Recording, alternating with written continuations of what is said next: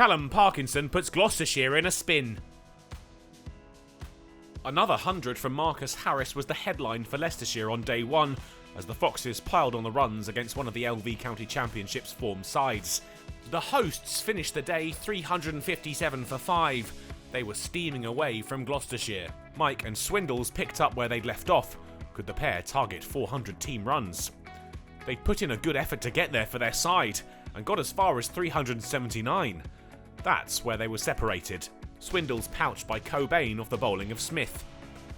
Parkinson joined Mike at the crease, and the pair steered the score up past 400. The bonus point period over, but their eyes now on scoreboard pressure. Dan Worrell put an end to their resistance, a hint of resignation in his appeal as he struck Mike on the pads, the bowler out for 24. Parkinson took on the responsibility of piling on more runs. He and Wright targeted the lunch break, and the opportunity would bring to regroup. They reached the interval with the score 436 for 7, another fine start to the day for the Foxes. How far could they get? Well, Wright would go no further. His innings was brought to an end with his score on 11, out to Hammond. Barnes and Parkinson saw Leicestershire past 450, but there was a feeling that their innings was coming to an end. Barnes certainly did, his off-stump taken out of the ground by Shaw, and he would repeat the delivery to see the back of Davis for a duck. The innings over with the score 451. Over to Gloucestershire. It was just the return Leicestershire had been looking for. Harris's 100 at the top of the order set the tone. He'd frustrated the visitors' bowlers and given his side a great platform. They'd taken that chance and built quite a substantial first innings return. The visitors had used 7 bowlers, the wickets shared between all but Higgins. Dent and Hammond got the Gloucestershire reply off to a solid start. The pitch at the Upton Steel County Ground still friendly to the batters. The spin of Ackerman brought the first wicket, Dent bamboozled by the turn and bowled by the Leicestershire captain.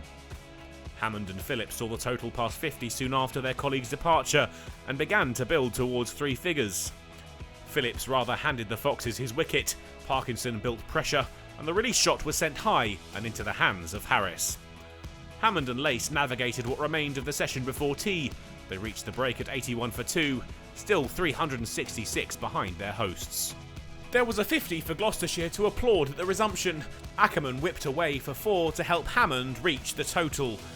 But that would be a rare moment of joy for Gloucestershire in what was about to transpire. Wickets began to tumble. Tom Lace went with the score shy of triple figures, caught off Ackerman. Cobain took the total past 100 with a boundary off Parkinson, but it wasn't long before he was out too. Parkinson had him caught at slip, Gloucestershire slipping themselves in the evening session. Higgins was out first ball in the spinner's next over. A beauty from Parkinson beat his defences and bowled the number 6. And then another for Parkinson. Hammond's attempted reverse not the wisest of choices. His stumps left all in a mess, gone for 67. And then Smith would depart for just 1, a dismissal that he won't want to see again. Tattersall followed, caught by Evans off the bowling of Wright for 18.